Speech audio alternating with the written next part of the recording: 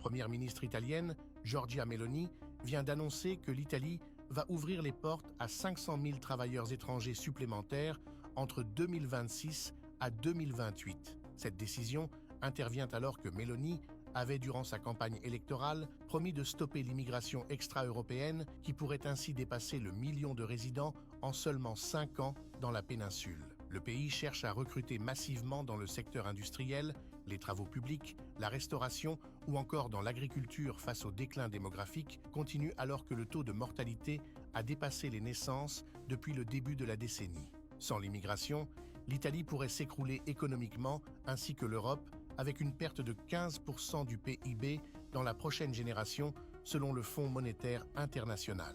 La décision de Meloni est très critiquée dans les milieux proches de l'extrême droite. Cependant, les discours sur la fermeture des frontières de l'Europe se brisent instantanément face à la réalité de la situation économique, comme le montre l'exemple italien.